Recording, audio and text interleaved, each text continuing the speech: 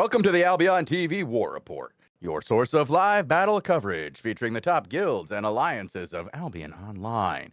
Today is Wednesday, the 27th of August, 2025. I am your host, The Chosen One, and I'm joined today by Robin Hood RS on the play-by-play and, of course, Bogle behind the scenes in the camera. We are currently spectating Albion Asia on a 15-minute delay at the 14 UTC time slot. We have a bit of a raid going on here. We do see a raid banner in Driftwood Vale. Hanging out with No Re, Aguila, see a banner. What do we got, Robin?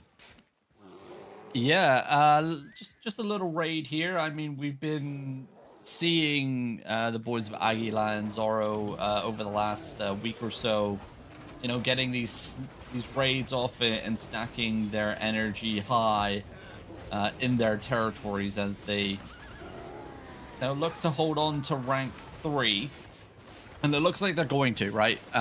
So it was not too long ago that Aguila and Griffin Empire, I believe, were only just about 10,000 season points apart. Aguila, though, have stepped up their game, and now they hold a whopping 80,000 season point gap. But hey, it's not over yet. Final Invasion Day this weekend. That is point payout day. That's the big one. That's the potential for Griffin Empire if they're looking to take third place off of Aguila to do so. It's gonna be hard, dude. Like, I'm looking at these points. That's just a lot. It's a lot of points. 80K. Yeah, it is. It's doable, but only if you can stop Aguila from gaining more points. Exactly, and that's what they're doing right now, right? Like, each day their territories here, from what I can see, they're generating what? That's 3,000. About, let's say, about 5,000 season points per day at the moment, just from their territory rollovers. Obviously, Final Invasion Day, they're going to have some, heavy payouts as well in the region of about 30,000 season points if they get all 4 territories for themselves. That's Razor Rock Chasm, Razor Rock Edge, Razor Rock Verge, and Highstone Meadow are the 4 ones that they have in a row here. They obviously have a couple more dotted around, but that's the big ones, right? So we'll start to see the consolidation of all the raw energy into certain locations as well as we head towards Saturday, as guilds look to, not have to spread their forces out across a wide area, because like we've mentioned and like we've seen, Chosen, it's not all quiet anymore here on the Asia server. No, it's been good content lately. I want to say for the last 2 weeks that we covered, so that's 3 weeks of the season. So I want to say since the halfway point, really, right? Since Invasion Day, like the week after that, we started getting some content. We started to get some rumors that people were annoyed and that they wanted to do things. There were the rumors of different guilds grouping together and starting to work together, and then we saw it. Then it literally happened. So yeah, it's been a pretty good second half of the season, which is a good change for Albion Asia. It is, and the lead up into the end of season 28, obviously we have the 2-week off season after this season ends, but then season 29, we've already had 3 different guilds announce that they're going for rank 1, and that is very different here. Albion Asia, there's normally only one guild, and that is the guild that is decided by Fotcool, the leader of Pinoy Flower, who gets rank 1, and also who gets rank 2 and rank 3.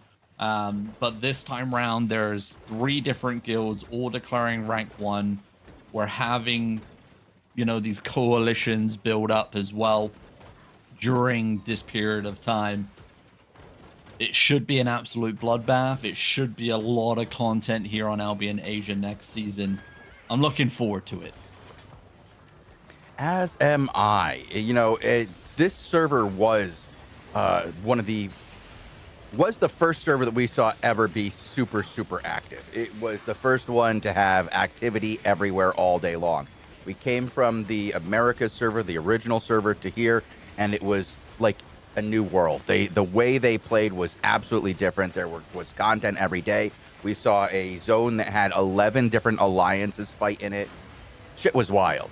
And then it got super duper stagnant, and it was rough for a very long time. Very sad to see. So the return of what sounds like a full-on server war is going to be awesome. I'm really excited for it. And in preparation for that, we've seen several different groups getting content, just fighting every day, getting content. And not just those friendly fights that we've been seeing all season long. And for the last 2 seasons, real fights over something. Exactly. And that's what hopefully season 29 is going to be full of. By the way, right now, it looks like Aguilar, they're just doing some mage raiding here. They're not raiding. I did see them break in. There was a couple members of all the villains here, which is the guild that owns this territory, sitting on the tower. And a couple members of Aguilar did just mention in Say Chat that they're just mage raiding here. So trying to get those extra season points, trying to keep that gain.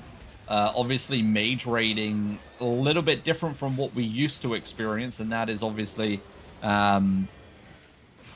Siphon mages could be killed at any time, 24/7. Now they're only available during the 1-hour prime time windows where the territories are attackable and raidable, and you have to raise a banner to get in and kill those mages. So a little bit different. We don't see a lot of just dedicated mage killing. No, not really. Now. No, it doesn't make as much sense anymore. I mean, you could do it, but it wouldn't serve the same purpose. It's not as impactful. But if guilds are looking to gain some extra season points over their enemies, it's definitely one area to take a swing at. So it can help slow down your enemies too. I mean, that is also true. In a situation where you're trying to make up a large amount of ground, this would be an area where you'd want to stifle them in several ways, right? Like you'd want to make sure that their zones of PvE, they're not getting their crystals. They're not getting their vortexes are the ones that give points, right? Yep. Yeah. Okay. So like you want to make sure that you deny those, and it's very hard, but it's an active process, much the same as removing somebody who has an HQ.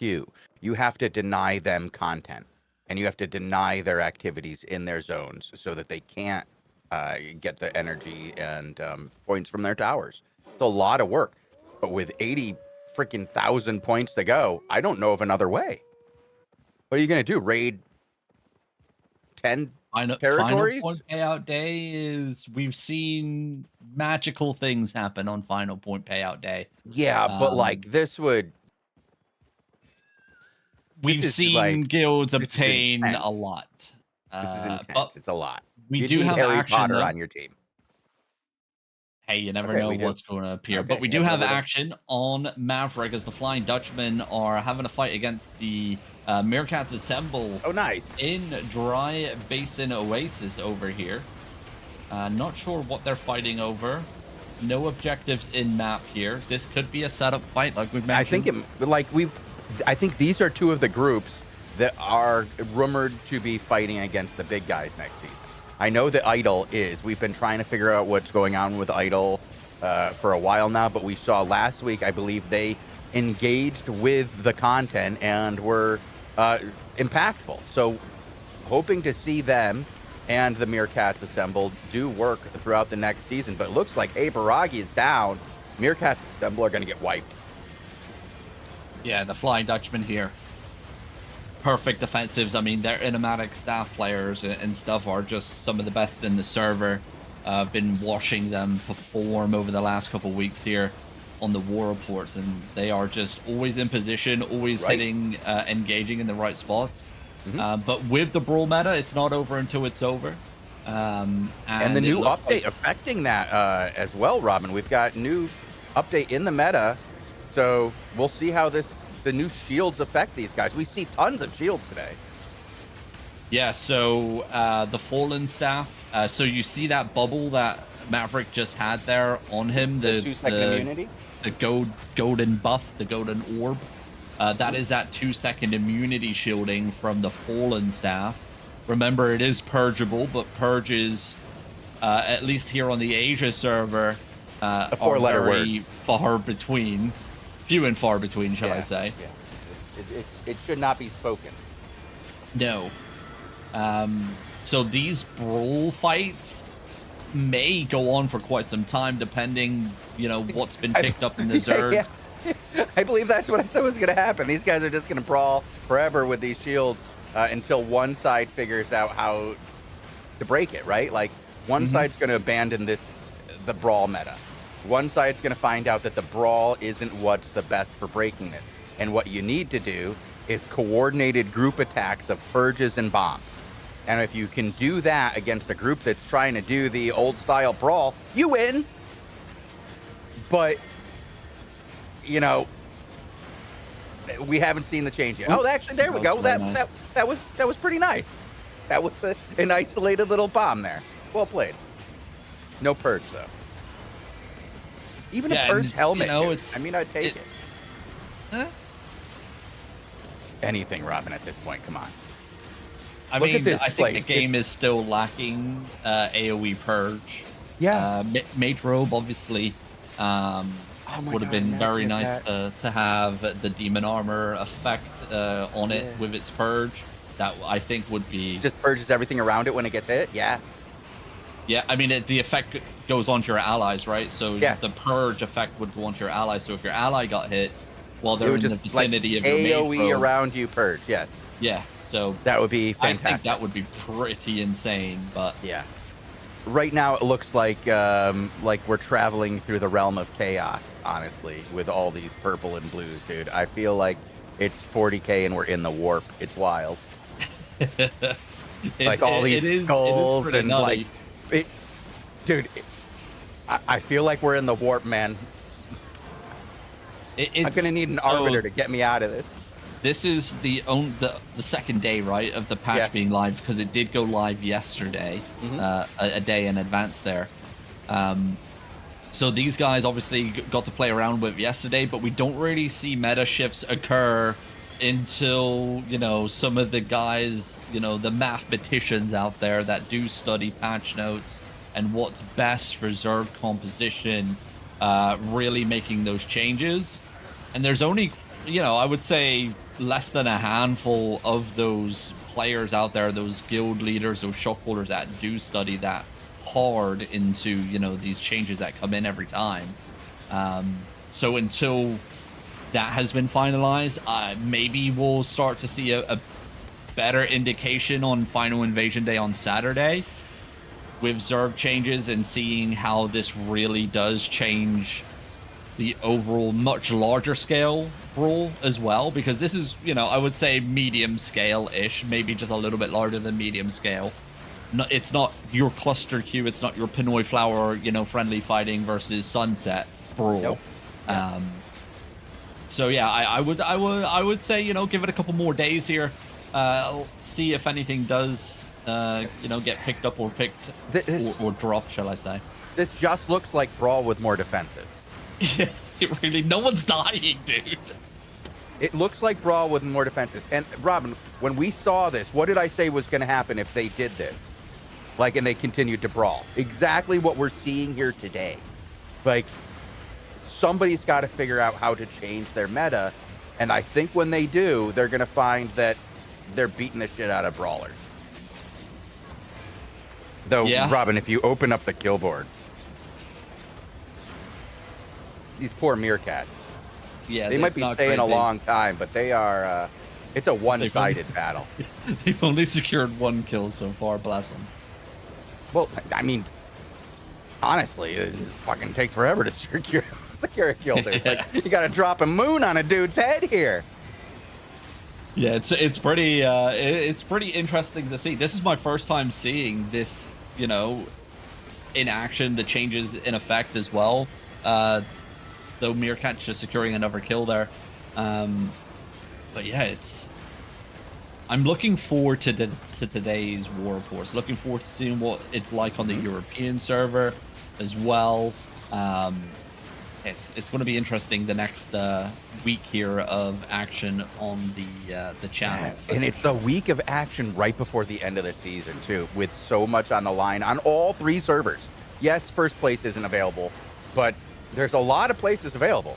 There's a lot of movement available in those ranks too. Look at that shot against the Mircats right on top of Maverick. Really well done, securing 4 or 5 kills there. Very well placed. And if you notice, it's like a separation, Robin. Like everybody cleared out of the middle. There's a ring of Mircats around the outside. Yep. One's clumped and isolated in the center. Had nothing there for support.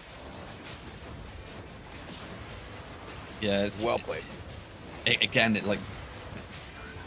I think ZVZs have kind of distanced themselves from being, or at least it was in the past, you needed to be an organized, well-oiled machine to survive and perform well. Now, with the Brawl meta especially, it's very individual play, individual positioning, individual, survivability. Yes, obviously, your own healers and supports and stuff doing their job correctly matters, but it's definitely not what we used to see, where if one person fucked up, it would be the whole Zerg pretty much wiped in one go. Now it's very much, okay, 1 or 2 players can mess up, and it's still not really that impactful on the fight itself. Overall, again, the skill presentation has gone down. Like the skill expression, like what you can do, even though you're saying it's more individual. Yeah, but at the same time, like each individual matters so much less, and each individual's actual actions matter so much less to the overall success of the brawl. Like we saw that with Expedition, Road to Expedition, right? Those guys picked up Road to Exile. Road to Exile, those guys used a version of the brawl meta that was super simplistic, and they were able to take on high-level groups because they simplified it so much that they just have to go in and hit 2 buttons. That's it. And it works because the overall skill expression in ZVZ has gone down. Now, I don't think that's going to work anymore. And the first group to fall out of the current meta and reestablish lines of defense, really, instead of just overlapping their opponent, I think it's going to be the one that figures this out. The ones that figure out how to create a good line of frontal defense and mid defense using shields and healing, and then separating and plucking off groups, not individuals, but groups, in a modified brawl, I think that's what's going to work most. I still think it's going to be very melee focused. There's nothing that we've seen that says that it's not going to be melee, but I don't think it's going to be everybody standing on top of each other like this, using their buttons whenever they want. I think you're going to have to organize and really pick out where you want to attack again. And we saw a couple of shot callers who were very good at working to pull a small group out using like wind walls and then pulls like a Hand of Justice to isolate small groups and pull them aside and then blow them up. That was really good. And I think that's the kind of stuff we're going to see in the next meta, and it's going to come with Purge. Somebody's going to start using Purge. And it's going to be like a bomb squad Purge, We're killing these 5 guys. Yeah, it's definitely going to be very interesting. I am looking forward to it. I'm just kind of gobsmacked right now just watching this unfold while we yap about how many players are not actually really dying. Nobody's dying. We just saw a little clump and deletion coming out there, but on the overall grand scheme of things, how we've been watching this fight unfold, it's a 12-minute long fight. This would have been done and dusted by now. Yeah, we thought it was over. Like when the initial engagement came, Mircats got clumped and dumped in the first group. They lost 6. That showed that they weren't able to actually hang at the same level right there as the Flying Dutchman. And then we saw the pressure by Flying Dutchman, and the Dutchman maybe got half a bar down. That was the most we saw in the initial engagement, whereas Mircats were at half. However, because of those shields, because of those heals hitting 20 people, they were able to get brought back up. And there we go, another 3 go down. And that's what we're seeing. 5, 3, 2, 3, each separated by 30 seconds. That's not going to win you a battle when... How close are peak years to Dry Vein? Or Dry Basin? Not too far. Oh, finally a little bit of a return engagement, a little bit of life showing there for Mircats Assemble as they secure 3 kills. But I believe we're only like a map or 2 away from... Yeah, Murden's Rest, only 2 maps away, so... Yeah. Still, you know, like a minute or so run here. 2 minutes, but... Yeah, so, but it's achievable invisible, right? We're within the invisible range. And I think that's close enough that if we're losing people every 30 seconds and we're not losing 20 every 30 seconds, we're going to be here for the full hour at this rate. We could be, to be honest, dude. And that's the kind of thing that the whole server needs to be aware of. Watch this. See what we're talking about. Understand the power of the new heals. Understand the power of the new shields. Understand that it's designed to break the brawl meta. Adapt. Don't be the last ones to adapt. Try different things. If you're one of those groups that goes out there and friendly fights every day, friendly fight with a different meta today. Friendly fight with something else against the same thing. Choose to do something different today in the fight that doesn't matter. Do that all week, because on Saturday, somebody's going to have figured it out, and you want to be on the side that figured it out, not on the side that's been playing the same thing all week. Yeah, I really want to keep an eye out on Radiant, obviously. W79, aka Henry. You know, he's one of those people that will study and look for a new opener in the meta. You know, he is the granddaddy of the brawl meta. He was the one that refined it and, you know, sharpened its blade back when we were playing on the European server. And he was the one that initiated it all. So, yeah, I'm looking forward to seeing how they perform.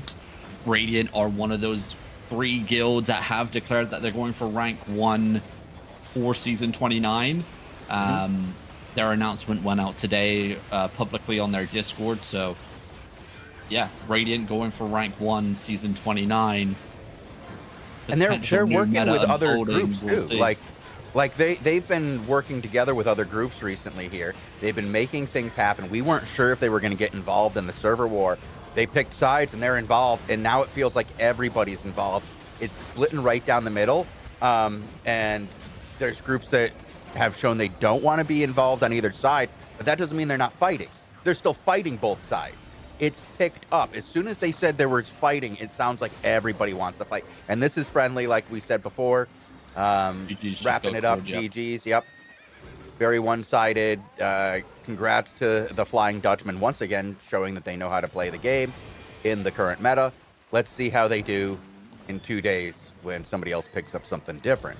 I hope they are one of the first groups to pick up something different. I do enjoy watching them. And the Mircats, honestly. Both groups are kind of fun to watch.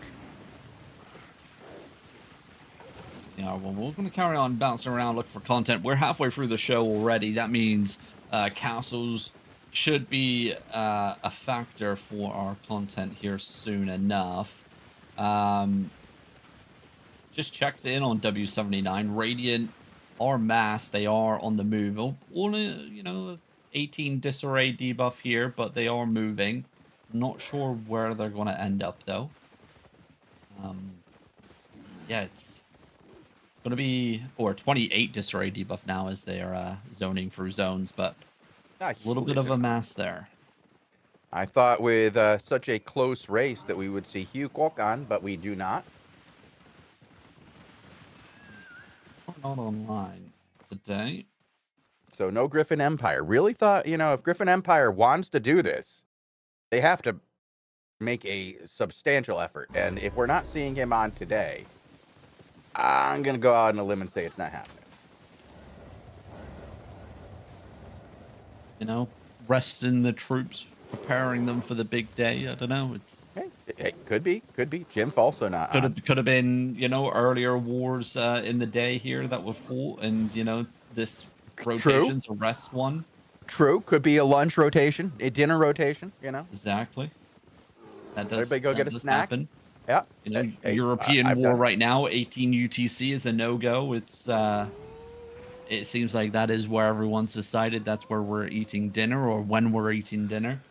No one masses at that time. We've gotten some good content in this past week. It's okay. Yeah. It's just not. I mean, it's in not the the grand biggest one. scheme Yeah. of the war, with the war in mind, that's what I'm saying. Okay, because like I say, we've only had like one day, I want to say, this season that was really quiet on Europe. Like one really quiet. But like the rest, you know, we've gotten content. Maybe not from the top groups, but no day has been without content, except for that one. Now, here on Albion Asia, we've done a lot of war reports and a lot of daily shows. Indeed, we have. Indeed, we have. Hopefully, we get a little bit of content. I just got confirmation. Pinoy Flower will be having a friendly fight, I believe, coming up soon.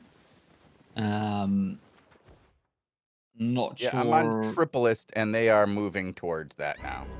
Okay, so yeah, keep a focal up.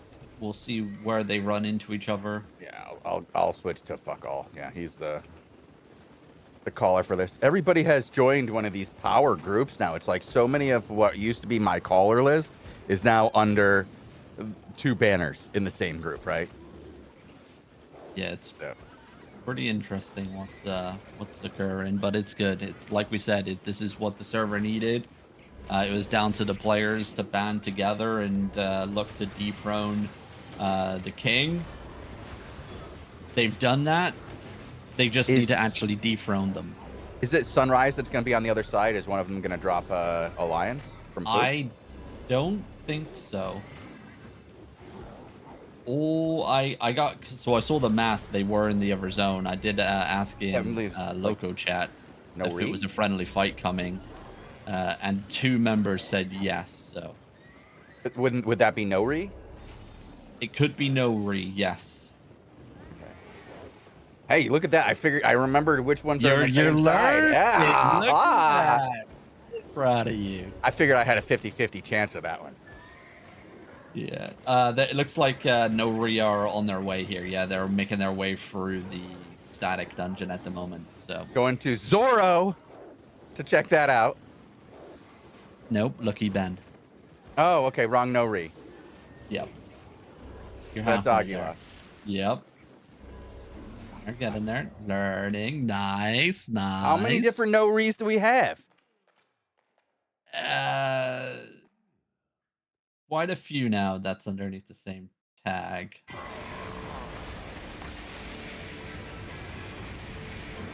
Yeah. Because Nori consists of Ori's, Tree, who we don't know, Papaya, who we do see quite often for castles on the western side. Yep. Aguila, Hog Rider, who we don't never see seen a Hog Rider. of. Well, we saw the Hog Riders, but that's on the America server. That's the Lonely Man. Server, yeah, the Lonely Man. Yeah. And then All Rice as well. We've seen them. Yes, we've seen them. Yep. Yeah, it's Alliance tags starting to shape up quite a bit here. Fogel just saw that name for the first time. Yes, Fogel, we've had them for about a month. It's a All Rise Group 2. Yep. And then there's Nori the Guild, who Fogel was actually looking at right now. A different group, yeah, completely confuses me. The main farm group that just came out of a dungeon that may get caught as they zone out here. One member at least going to go down from that party. Yeah, it's see what happens here. We'll keep an eye out on the other groups as well. Actually, I'm gonna do a swing of the old castles to see. Well, while you do that, I'll just keep my eye on fuck all here to see when this actually kicks off. They are demounted, remounting, doing the Diddy dance of sorts.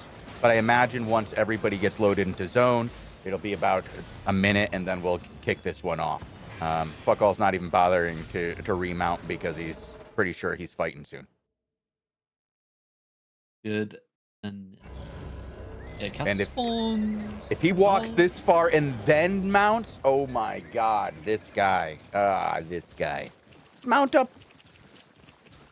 Just mount up.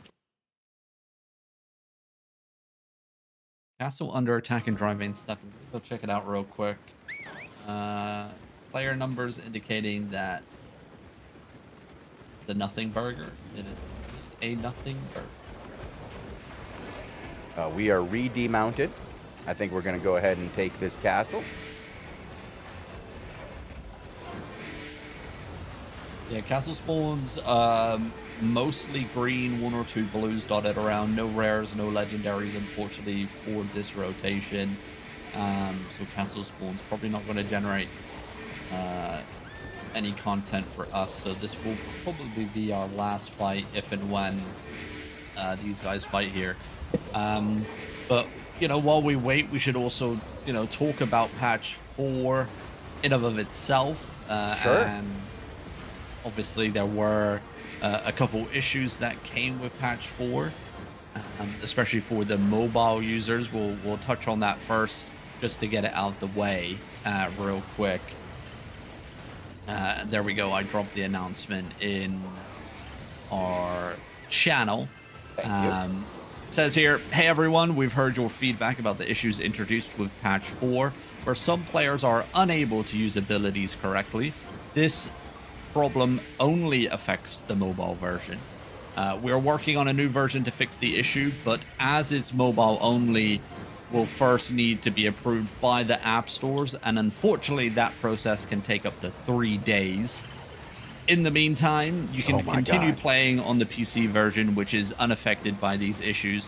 We apologize for the inconvenience and are working to resolve this as quickly as possible.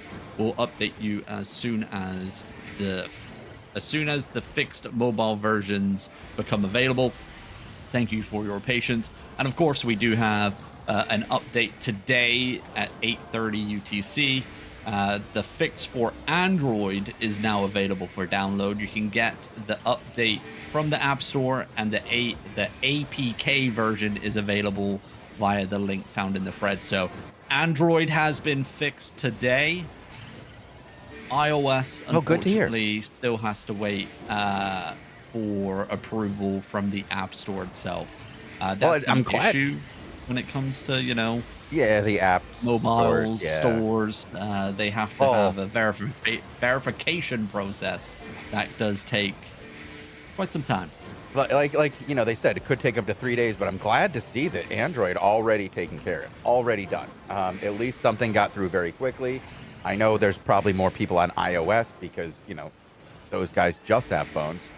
I don't think their phone works with anything else. I understand how getting that fix is very important to some people. Yeah, I had a lot of messages yesterday. Yeah. It goes to show how popular Albion is on mobile devices. Well, it's, you know, I actually, you know how I said I got some referrals the other day? Yeah. All mobile. Oh, wow. Yeah, a bunch of guys from England who play on mobile devices now. Crazy. Well, one of them's Welsh, so I don't know if that even counts. Seems like a nice have an internet connection there. I don't know. I think he's like plugging into a sheep or something, and it just roams. I got roaming data, right? Yeah. How it works? Nice. Like it. But yeah, that's ongoing for iOS now. So hopefully we'll have a fix sometime by the end of the week, fingers crossed. And then obviously, like we've been mentioning throughout today's show, Final Invasion Day is coming. Season 28 is coming to an end, and that is this Saturday. Timers for the shows, 1400 UTC on Saturday for the Asia Final Invasion Day, 1800 UTC for the European servers Final Invasion Day, and then 01 UTC for the Americas server and Final Invasion Day coverage here on the Twitch channel. So of course, make sure you're following the channel to be notified when we go live. And if you want to have a quick catch up on the situations on all servers, there is a little write-up that I have you did, prepared yeah. for everybody, just so they understand what's happening. I love that you do these mid-season ones. This one's right before the end of the season. I used to do the end of the seasons ones. So glad you took over doing those. I don't have to pay attention to every server as intently as humanly possible anymore. It's great to see these write-ups dropping. I really appreciate it. I really hope we can get some shorts at the end of this season to have a season, wrap up on one of our YouTube channels. Yes, we shall see what little Tazik wants to do. Speaking of, we're going to have a special show tomorrow. Not only will we have our Learning with Lupac show tomorrow after Albion Asia's War Report, we will also be doing a show with Minsu, our editor, about a healing staff tier list for the depths. He's going to go over which staffs work best in the depths, which ones are just, garbage tier, and he has 5 that he says are playable, 3 A tier, 2 S tier. We're going to go over all of them tomorrow. We're even going to play with his 2 S tier weapons and show them off and tell people why they work in the depths. This should be a really good show. Minsu, one of the top 5v5 players back in the day, many level 9 matches under his belt, has played on some of the best teams back in the day from the Mercia days, the MSSJ team, the Derek team. He knows how to play the game. So looking forward to having him on tomorrow. Looking forward to that indeed. We do have, though, in-game right now, the arrival of All Rise. Both sides now just trying to figure out what they want to do, what type of fight that they want to have. They're just standing around talking to each other. So while they have a little bit of a natter, we'll have a little bit of a look at patch 4 real quick and highlight some of the issues or some of the changes, shall we say, that did arrive. Obviously, Crystal Offhands are now in game, but they will not be craftable until the end of the season. So the rewards, obviously, the artifacts come from the season chests themselves. When the season ends on Monday, then they will be craftable and usable, etc. So just a heads up on that front. Some mist changes. Now, these changes for the mists have been very well received. Like, the mists are alive again. Like, really? The content creators have just been foaming at the mouth with positive feedback about this change. And that is this adjusted. taking some of those high-level PvPers out of the depths and into the mists again? I would say yeah. Okay, because the difference is full loot. Like, that's the difference. Like, there's the mists have non-full loot and full loot, but I think that if you're talking about content creators, most of them are more concerned with the full loot variant, and with more people in each instance, and a couple of these other changes, I think that's big for them. They really want that. They've wanted more content in these mists because that's where they were getting their big loots.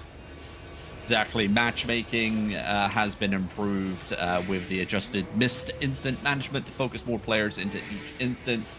But we do have Overcharge ringing out, as it looks like we're going to actually have a castle siege between these two forces, which is quite interesting. We'll stick with Fokball for now, even though he is the attacker.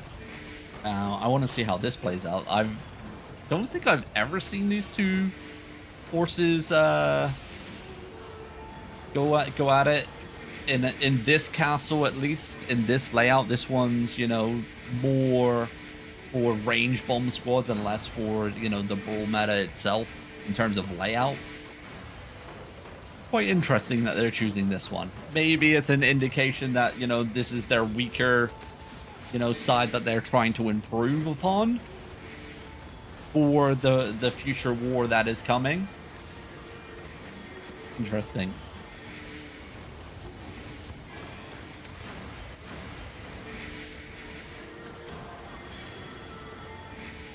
Here we go. Bomb squad's trying to make some openers here for both sides. Find anything on the front lines. Both or battle mounts as well need to be wary about their positioning, about them getting, dismounted. Remember, if you have a disarray debuff now, you do not get the CC immunity upon dismount, upon forced dismount. So that means battle mount players, if they get focused on and they get fully engaged on, they just can't walk away after getting dismounted. They are locked in place, and they may end up dying a lot more often now in ZVZs because of that change. Oh, absolutely. Like, this changes a lot for mounted players. You got to be much more careful. You're no longer getting the... I think it's like that CC immunity is huge. Not being able to be knocked up, not being able to be locked down, not being able to be, like, held in place, that was huge. Now that's gone. Now you're an instant target. Yep. So, no, a slight nerf there to the battle mount players, which is good, which is needed. There needs to be a couple more. And, you know, I like the idea of the Rhino doing something, Robin. Something, anything at all. He just seems like he should do something. One suggested change that I did see, which I actually do think would be kind of crazy and that may actually work, is increasing the durability loss of the mount, of a battle mount, upon getting forced dismounted. Ooh. Yeah. So, like, you take a heavy hit and you get, say, dismounted 2, maybe 3 times, and it's red. You can't use the amount anymore, right? Or the ability. You have really to encourages you to get off yourself, station. Reset it yourself. Exactly. Yeah, be more aware of what you're doing, less reliant on your escape build afterwards. You know, from post demount. I like that. That's really cool. I think that would be a good one. I have no problem with that. I also like just anything right now that costs the richest players in the game more silver to the system.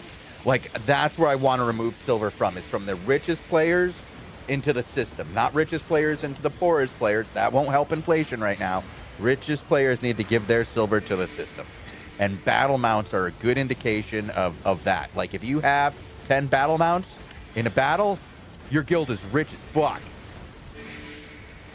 That is true. That is true. Good points. Good points. I do agree. But hey, we'll see what comes in terms of battle mount changes in the future, if any, as we move forward through our patches. But right now, the gate has fallen. This is going to get messy real quick here. Here comes the engagement onto the courtyard area. A lot of members going down here. Really well done. Look at this kill board, Robin. It is all Pinoy flower at the moment. Yeah, you don't want to look at this if you're no-re. You turn it off at this point. You're like, guys, just turn off the kill feed. We'll look at you later and VOD with you. We don't need a morale to go down. Yeah. By the way, I am currently testing NVIDIA's Smooth Play or whatever it's called. Smooth Play. How smooth not good here. Not good here for ZVZs. No. Well, I'll tell you the performance has been pretty bad overall. Something to do with the nameplate. I noticed it when I was doing my solo gameplay as well. It like jitters the nameplates only. Oh, I can't handle that. Nope. Really weird. I'd get sick probably. But right now, I'm on max graphic settings. Everything turned up to maximum. Yeah. I'm sitting on a smooth 33 FPS, even on these massive engagements. So. Well, I don't have the NVIDIA thing turned on, but like I've basically had things up for a while here, and everything's on, except for weirdly enough, it doesn't look like fuck all is making a shadow. I can't tell. I can't see the floor. Yeah, everybody else is making a shadow. Him, not so much. It's quite interesting. I mean, before I think I was getting like in the region, especially on like these big engagements with these forces, I was in the region of like 20, low 20s. So bit of a bonus increase there, but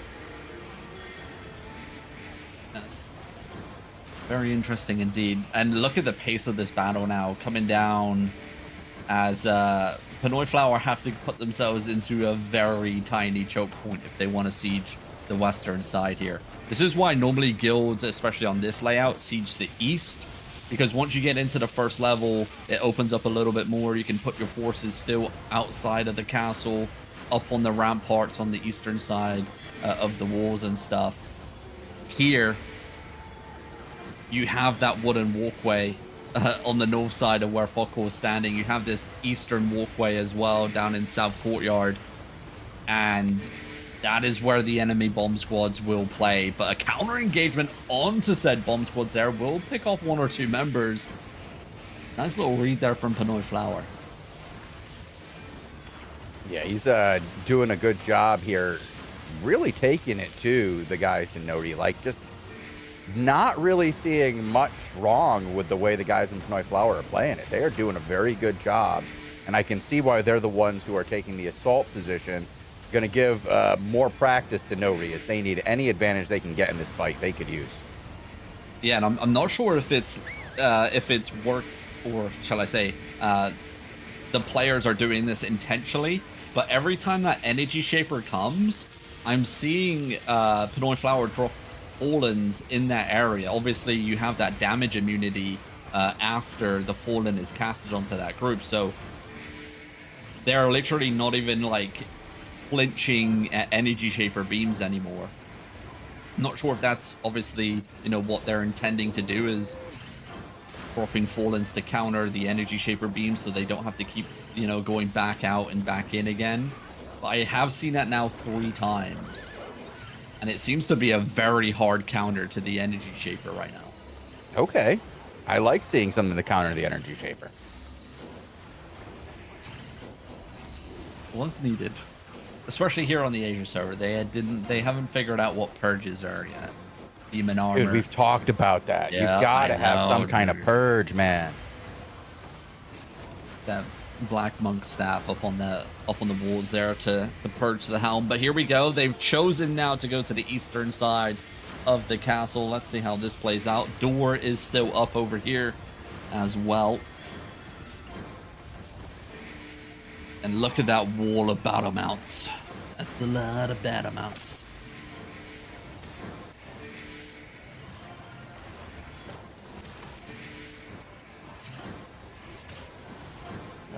Yeah, anything to make the battle mount spam less outrageous would be good right now.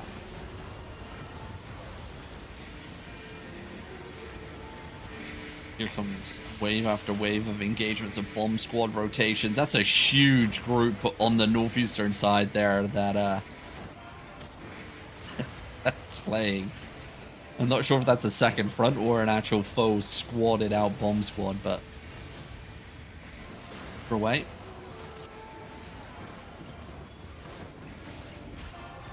Cluster Q now activated, so for the players at home that may not know, that means 350 players are all within this one zone right now, fighting each other, with more players waiting to come into the zone as well.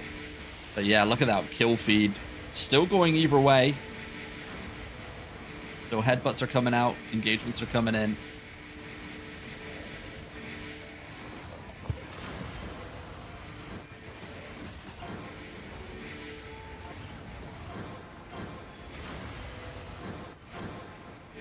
Nice, Bogle, nice.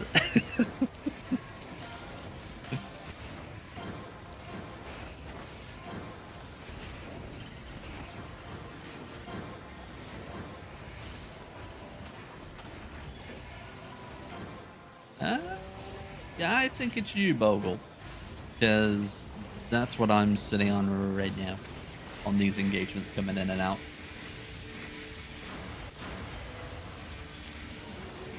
Well, just shallow engagements. And it looks like choosing to rotate now all the way to the eastern side, definitely causing some issues here for Pinoy Flower on the eastern side, trying to get this outer gate down. But their bomb squads are literally farming, and you can see that via the kill feed. Waiting for that foe sendage. Alright, he's chosen. No worries. Well, as we come in and out, Bomb Squad finding a couple members there of Pinoy Flowers front line. And this gate still standing here, currently at 23% health remaining. So a couple more swings and this gate will fall. Now the question is, are we going to see a faux send play here, Pinoy Flower? Are they going to play super aggressive? Will they look to just send it right into the castle? We'll wait and see. But backline just got blown to smithereens by an invis bomber there. Taking out about 8 members of Pinoy Flower's backline. And that normally means a handful of healers just died, and that's not good.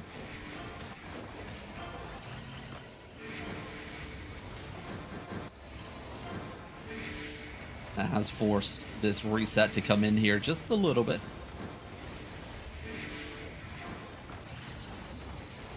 We're going to get a stoppage of the action.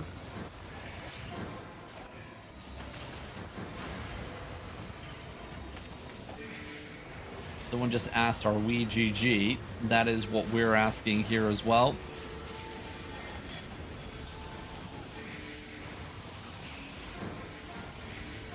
I think, maybe? I'm not sure if we're GG yet here or not, but we're about to come to the top of the hour nonetheless. And if things don't start picking up, we're going to have to call it here for the show. But it does look like energy shaper beams are coming in, and it does look like we're about to get things kicking off once again here. This gate's health 19%. Headbutt engagement here on the gates. Anything to be found here for Football? Nothing to be found. A massive return engagement though coming right back at them. Health bars dropping. Lloyd hanging on for dear life with a sliver of HP there on the gates, and he does make it back out alive as well. The fallen staff's coming in. Damage immunity getting applied.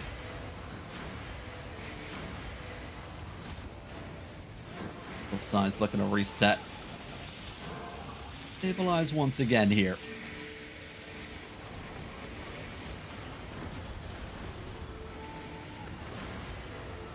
Our cows there for Rise inside with their frontline tanks there, soaking up that damage.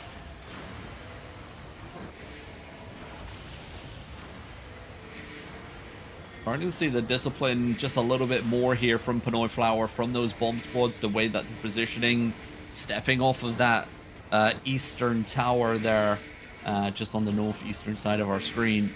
That's where a lot of those big bomb squad hits are coming from for Nori.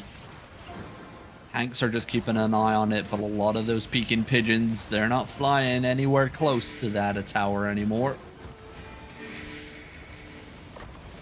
But what we're not seeing is hammers on the gates here. This is really slowing things down. We'll stick with this for a couple more minutes to see how it plays out.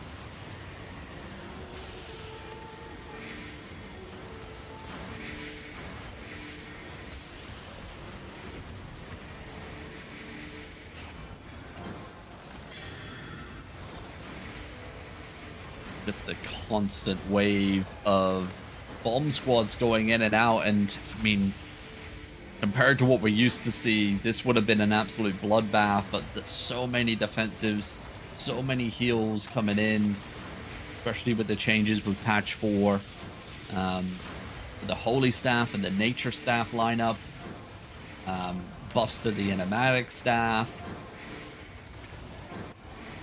Really has, at least for now, shaken things up just a little bit here. Survivability seems to be off the charts.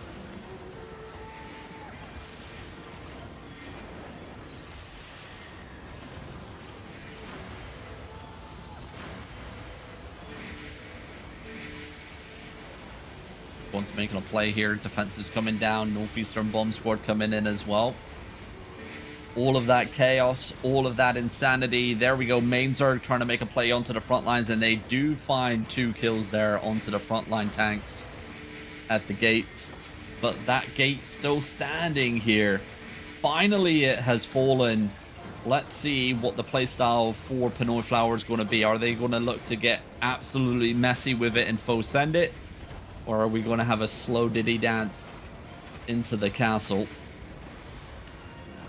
And it looks like Nori are the ones that want to get messy with it. They look for a ballsy engagement. Return engagement, though, onto the gate itself. Big clumps coming out. DPS connecting. Fokul gets bounced away as the Bedrock Maces come in to save the day. But still members of All Rise fall. And Fokul still choosing not to step into the castle here. Would be a ballsy one to do. I mean, bomb squad's flanking him on the east and the west.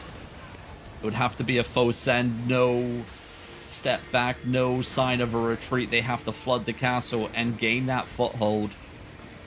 They don't. It's a suicide push.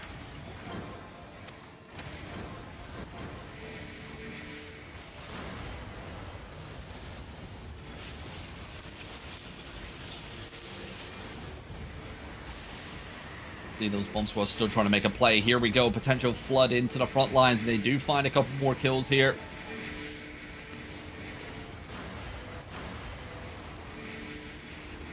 Resets coming down. Looks like Nori giving up first layer of the castle here.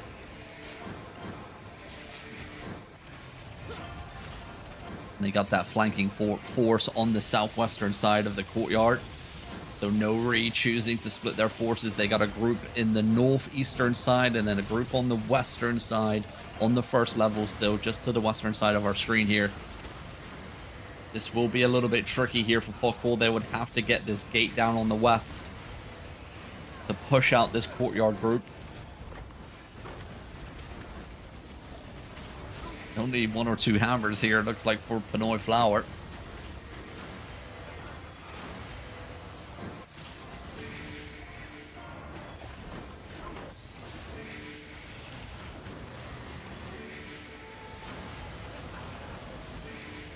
Engagements coming in. Bomb squads on the south side of our screen as well. We'll find a couple kills here.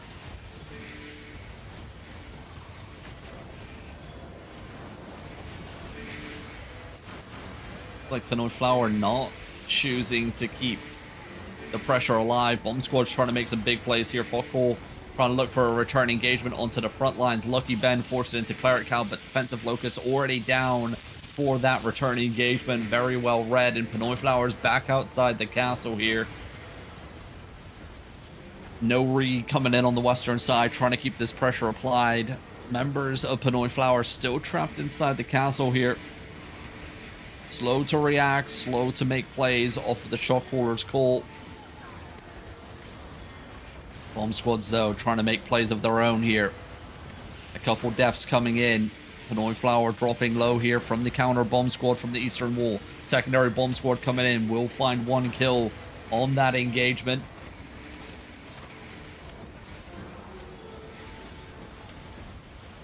Just headbutts after headbutts. One or two deaths coming out. Nothing too crazy whatsoever.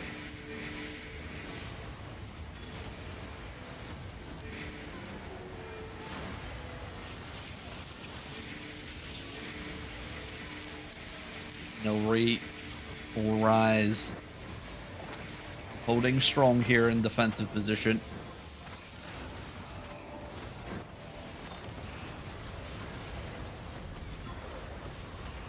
Of course, stepping up here, trying to force out some engagements from his enemy, and it does work. Pinoy Flower trying to counter it as well, but they're instantly shut down. Bomb squad's trying to make plays. Energy Shapers over the walls as well. Here comes that bomb. Handled well here from Pinoy Flower, looking for a return engagement. Not going to find anything.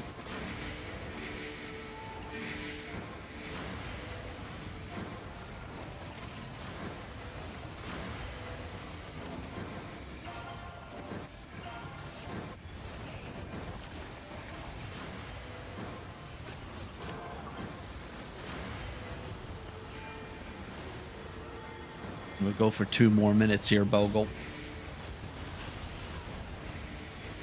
See how it plays. We are over time. Maybe something crazy happens. Maybe this fight goes on for another half an hour. We just cannot know.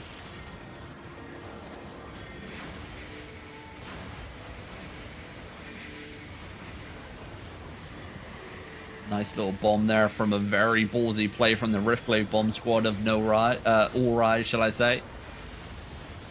They went deep through the center of the gate here.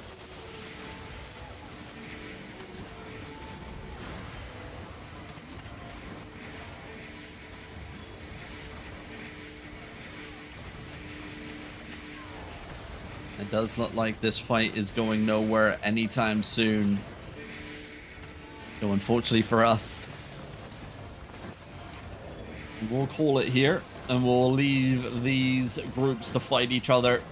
We are overtime, as we mentioned, but it's not over yet for Albion TV today. We'll be back at 1800 UTC for the European War Report, followed up by the AO Daily Show as well, as we dive into what patch 4 Brang and the other news and events and ongoings in the world of Albion Online. Then after that, we do have the PvP showcase as well, so do stick around later on this evening. Make sure you're following the channel to be notified when we go live, of course. But until then, thank you guys for watching, and wherever you are in the world, have a glorious morning, afternoon, or evening, everybody. Adios.